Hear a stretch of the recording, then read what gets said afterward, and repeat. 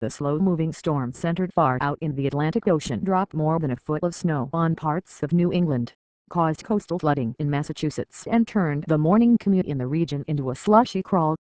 Flooding from the enduring storm, which buried parts of the Midwest and Mid-Atlantic in deep snow this week before sweeping northward, closed some coastal roads north and south of Boston. An unoccupied home north of the city fell into the ocean, according to the New Report Daily News. The snow made from a slippery commute Friday down to New York and Pennsylvania. Snow and accidents made the morning commute in Connecticut difficult for a second day. Thousands of homes and businesses lacked power, and schools across New England remained closed. Lisa Paracella, of Beverly, Mass., had been ready to dig out her sandals, with spring less than 2 weeks away. But instead, she found herself donning her winter boots for a trip to the grocery store to make sure she had enough food for her kids, whose classes were cancelled. "I was like, okay, kids home, I need to go get some food," said Paracella, 47, an office manager who took the day off. "This was unexpected. They were broadcasting between 1 and 8 inches, so I assumed it was going to be 1. I was ready to start decorating for spring. I was thinking, March, ready to take out the sandals, and I'm taking out the boots again."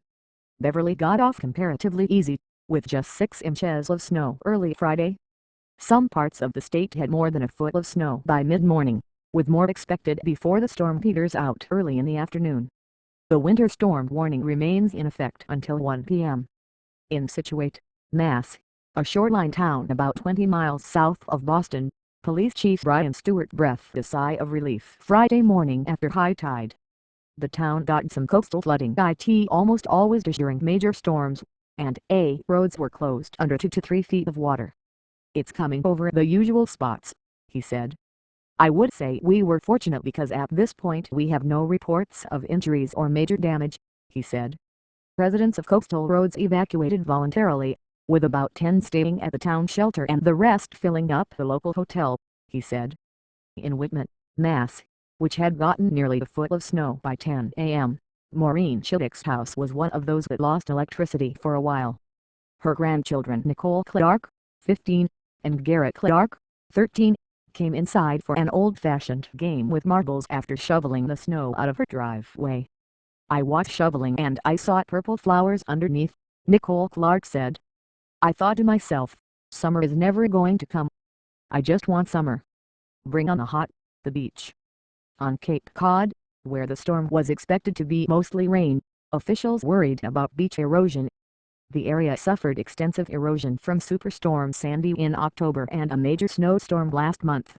"We've really gotten more erosion in the last 6 months than we've experienced in the last decade," said Sandwich town manager George Dunham. "These 3 storms are really taking a toll." Some less severe beach erosion was forecast along the southern Maine coast, and up to 6 inches of snow in southern Maine and New Hampshire. People in Connecticut were hoping for a break after a snowy winter. Much of the state saw 4 to 8 inches of snow by Friday, but nearly a foot was reported in the northeastern corner of the state. In New Jersey, the coastal flood advisory finally expired after waves during high tide inundated coastal roads in areas hard hit by Sandy in late October. The long-lasting storm killed 3 people in Virginia, including a 22-year-old man who died after his vehicle ran off an icy road. Up to 20 inches of snow piled up in central and western Virginia, which had more than 200,000 outages at the height of the storm. The storm dumped 2 feet of snow in parts of neighboring West Virginia, closing schools in more than half the state and leaving more than 20,000 customers without power. 2 North Carolina boaters were missing offshore after a 3rd crew member was rescued Wednesday.